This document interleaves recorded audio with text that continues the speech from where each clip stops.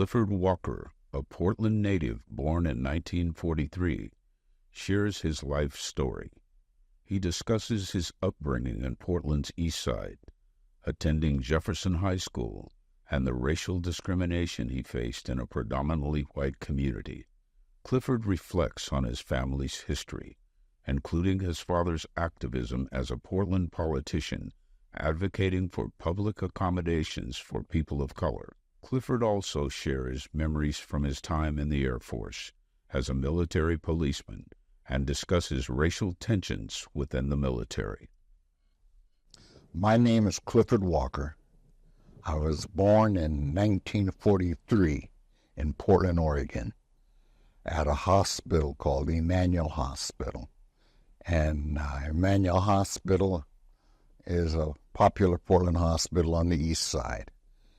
And my mother and father had a home near Humboldt. And I've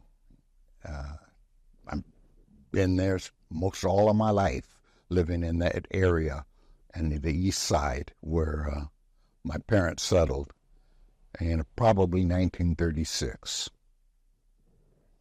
And I have two sisters and one brother. And we all attended Jefferson High School. And we all attended Beach Elementary School. Growing up in Portland, I think I have a lot of resentment and bitterness as a result of many experiences that I had because of the profile of Portland being a very, I would say, racist community. So if I get off into that, I ask for your forgiveness straight up, because that's stuff that's real hard to talk about, but it's still, I'm injured by it. I am, I guess, my father's namesake. His name was Clifford Walker also, but I'm not a junior. And he was an early black Portland politician. Their fight mostly was public accommodations for people of color. There was a time where it wasn't uncommon to see a sign on a business that said, "We cater to white trade only." I remember those signs as a child when I'm first learning to read. Those are some of the first signs I learned to read, was the signs on the businesses that said, "We cater to white trade only." So that's part of my Portland experience. And I learned to adapt as a minority in a majority community. And still learning. Still learning. I'm interested in the topic of reparations. And is that a topic that we should freely talk about? What needs to be repaired? What's the price of the cost of the repairs? I think we need to try to quantify it, title to land or something. But I think that I'd like to see more black people who were landowners in Oregon.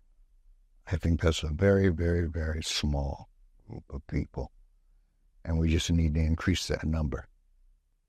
I probably never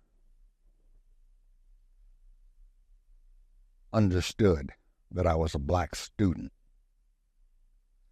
I was a black kid in a white population. So I learned to adapt. My next door neighbor were white. We lived on a 50 by 100 Portland city lot with a house on it. And our neighbors, I went to a elementary school, and at the time I went to the elementary school, it was K through 8, and the only blacks in the school were myself and my brother and sister. in all 8th grades. Maybe by the time I got into the 7th grade, blacks had moved into the neighborhood and were attending beach school, but not many. I just talked to a fella who I remember, a black kid had moved into the neighborhood just yesterday on the phone. His name is Dick Daniels, and he's an executive with the NFL today. And I was encouraging him and running my ideas. We still run our ideas past one another. And I asked him that I was going to promote an NFL day at Jefferson High School. And all the brothers who played in the NFL came through Jeff. We could honor them. And there's a lot of them. Woody Green, Mel Renfro, Dick Daniels played for the Cowboys. I mean, there's so many. Bill Drake, Richie Lewis. I say, on career day, maybe get them out here and tell them what they got to go through to make it, because there's a thing at Humboldt School, and they're celebrating historical black colleges. And I was invited to their harvest festival by one of my grandchildren, and I attended, and I was bowled over by seeing the swag of all the HBC, over 100 HBCs in the gymnasium at Humboldt Grade School. I just said, some people on their job here, and somebody needs to go over and get a picture of this one, man. Just to see what they're doing.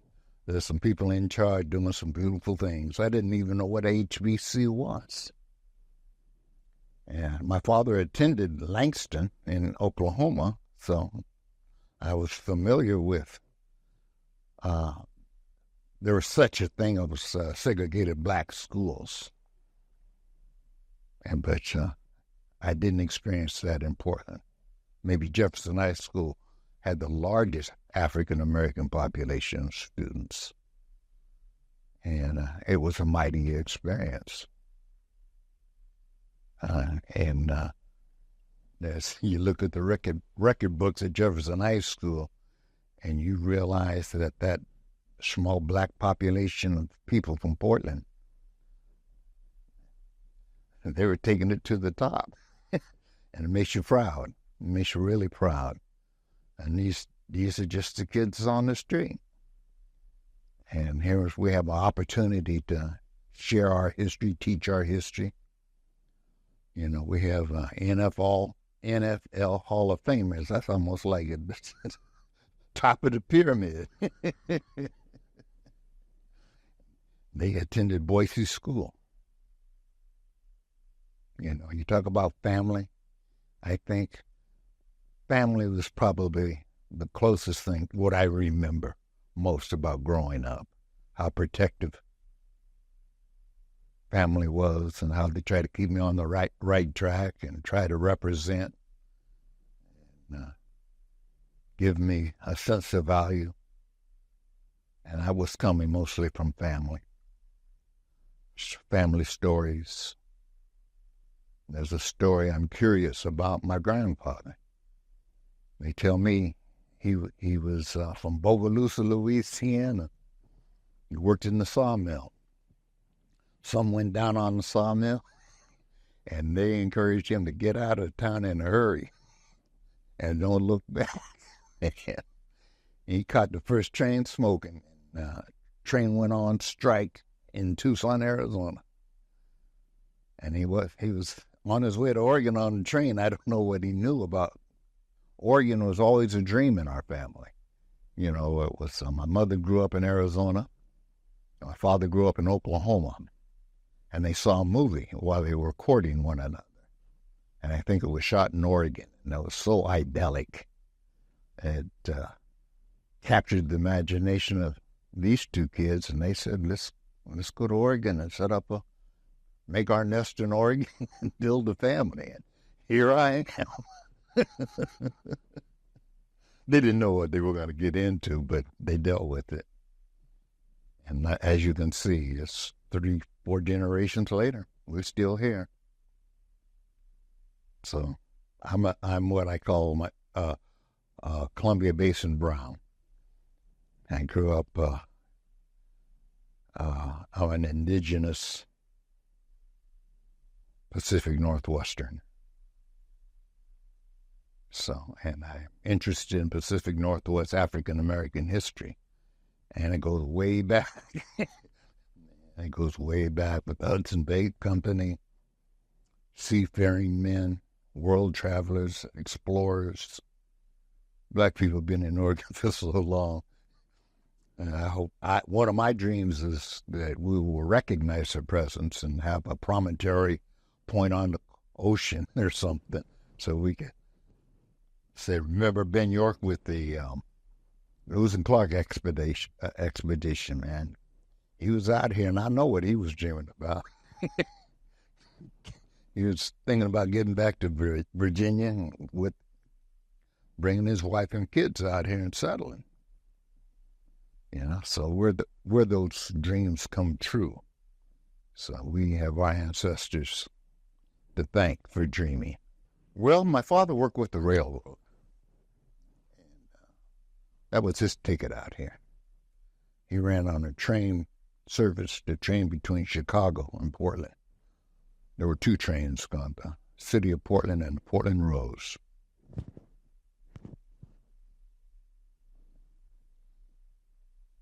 You know, so Portland was influenced like all employers and big employers. The Union Pacific probably was the most, well, I would say, opportunistic employer for black people. Because trains at one time, that was hooking the brothers up, man. So there was a set of brothers that must have worked out of Chicago. The Union Pacific is in Omaha. The offices are in Omaha. But it was that expansion of blacks seemed to follow the railroad. Wherever the railroads went, black families went. Porters, waiters, red caps, Gandhi dancers, cleaned the railroad stations, And Portland had a big railroad family community. And they were all connected, it seemed, through Bethel Church. Because one of the things that the planners of the church, they included the brothers who cooked on the trains, and they wanted to make sure that we had the best kitchens and we could put out a plate, raise money with the church dinner. But the brothers they've been working it. And I was attending the church that was replaced by urban development. Bethel was on the corner of Larrabee and McMillan, down there where the Coliseum is now. Our church is now part of that development. And I've always been curious to know who the trustees of the church were. And I'm seeing it again up there on Vancouver Avenue Baptist Church. That's a choice piece of property, but it's history. And I would say my history in the black community was mostly through the black church. Then high school.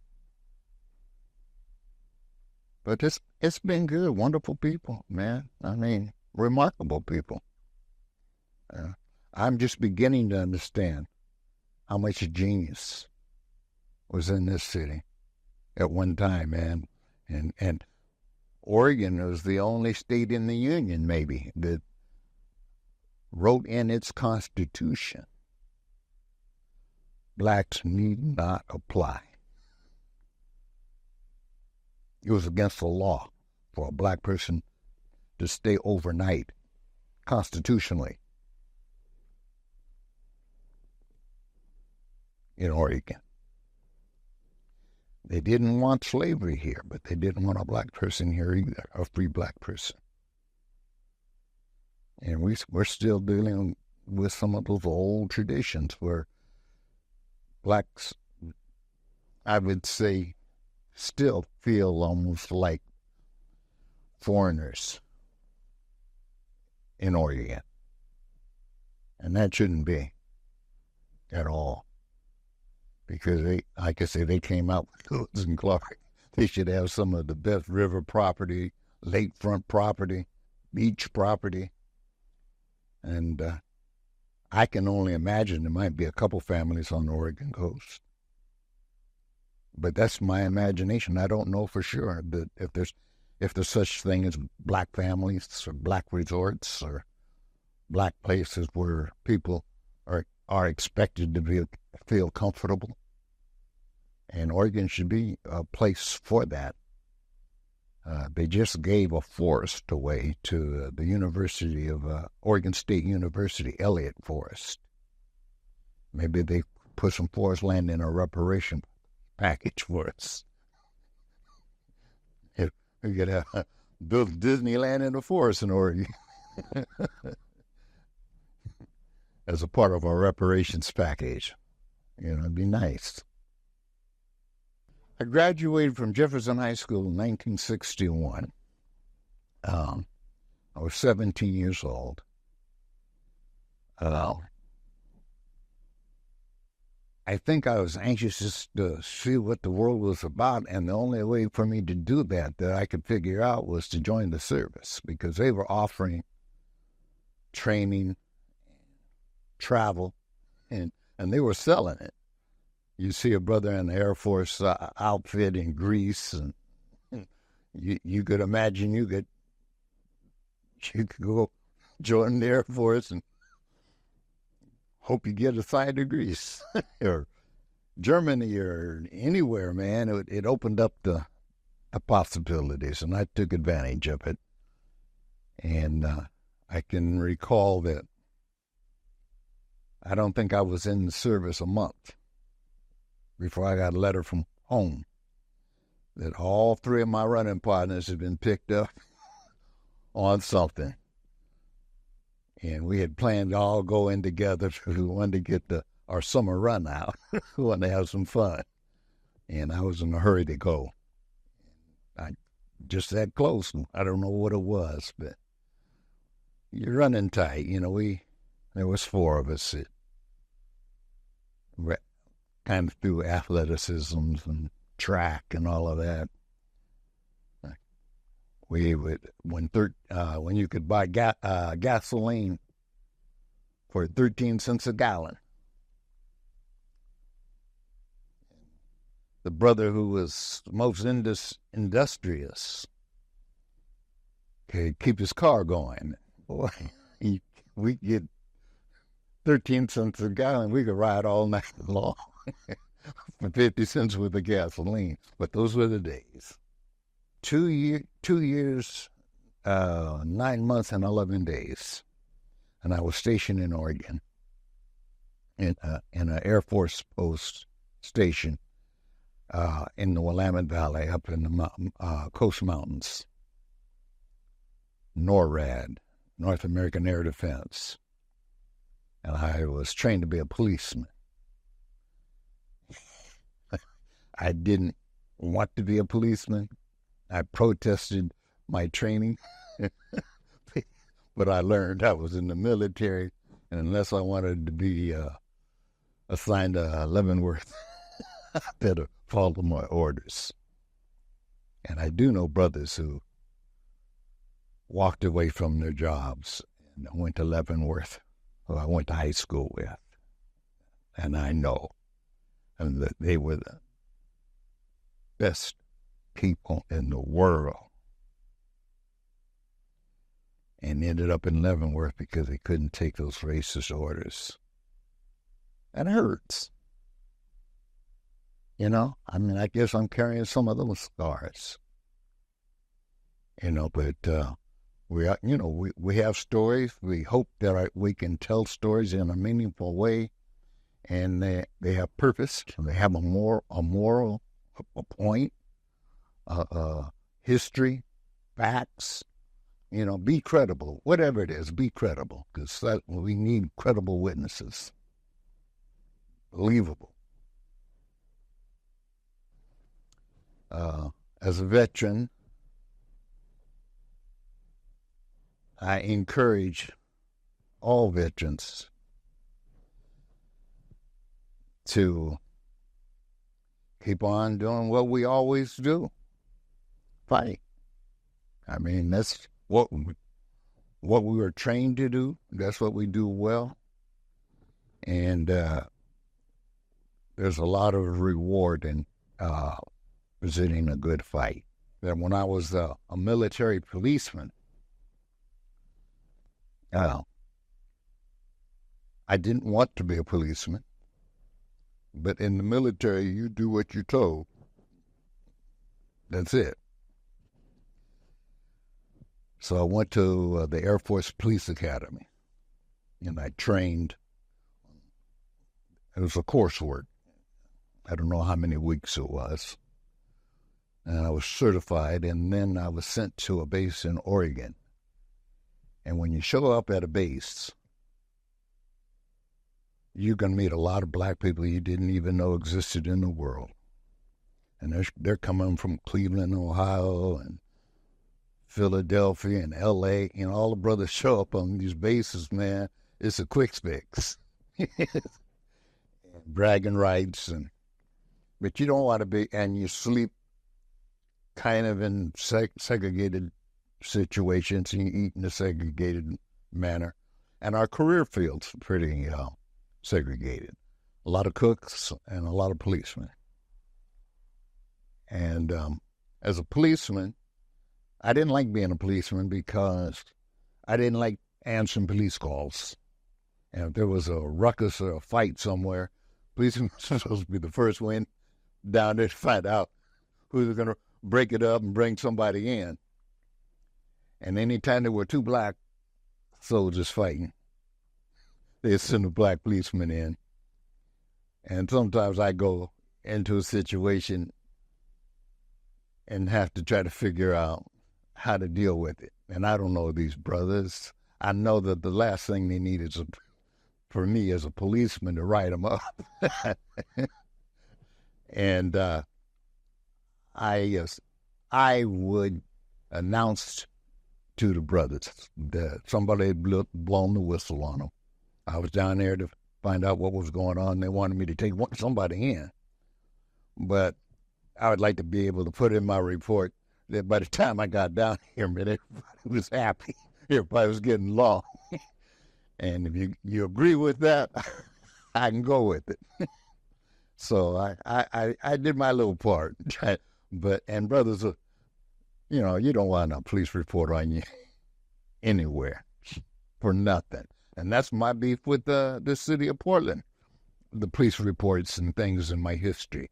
And as I talk to you now, I'm trying to settle something up with the governor's office. I was on the Oregon Commission on Black Affairs and started doing my work as I thought I was,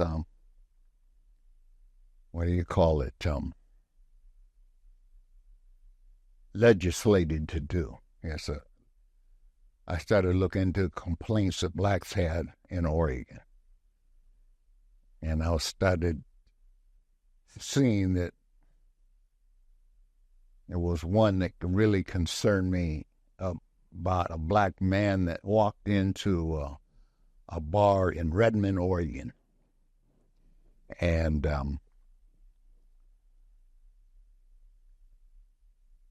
he was racially assaulted in a bar in Redmond, Oregon. And about an hour after he was assaulted in this bar, they found that his body was run over by a Burlington Northern Santa Fe train. And I wanted to know more about that. The state police, something needed to look into it. The FBI and it wasn't even reported much.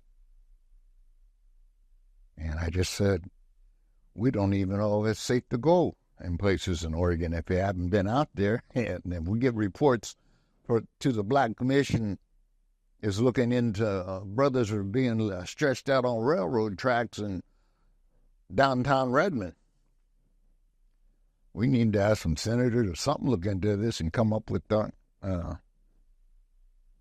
some answers. So those are the kinds of things that I see that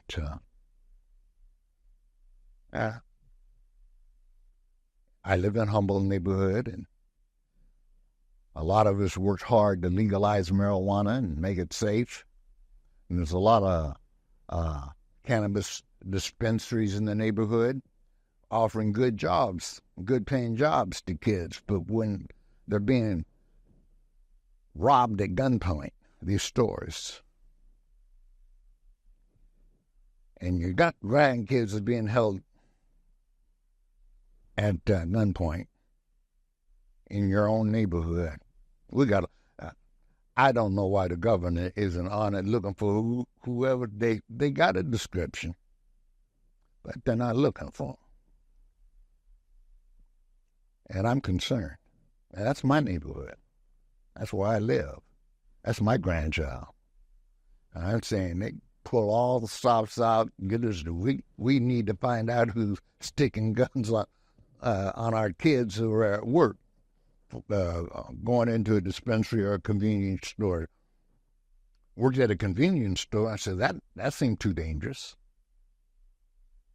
If the cannabis stores aren't safe,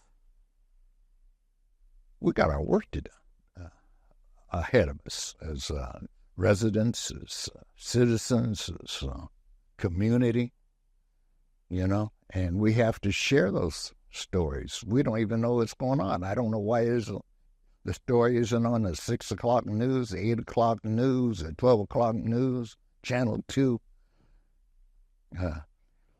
But then again, all they got was brothers wearing costume or camouflage. They understood there were a couple brothers and recognized they had some unique shoes on.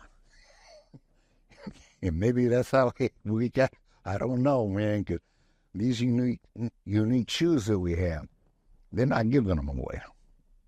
They'll probably get down to at least about 100 people might have a pair of shoes like that in the city of Portland. And I watch too much CSI or whatever it is, but we got, and being a policeman, we got our work now just to make the streets safe for our children to play in, I was, and I brought this because kid I grew up with and moved into the neighborhood here in Humboldt is an executive now with the NFL. And I was running by him with the NFL support career days for these kids and have people tell them what the sacrifice really is. And because that's what the children want to do. They want to play football and basketball. And you can't be Jesse Owens or Bolt. These, I mean, what are we trained Olympic athletes? Are we serious? How serious are we taking this stuff? Because we have to build a nation. We are a people without a nation. I feel. We're not excited about what the U.S. is doing anywhere. I hooked up with some African brothers, and they were working hard to liberate Southern Africa, and they did it. I was telling you about a kid who grew up across the street from me in Humboldt. He's an executive in the NFL. They send him to China on special projects. So, okay, he was able to afford good living as an executive.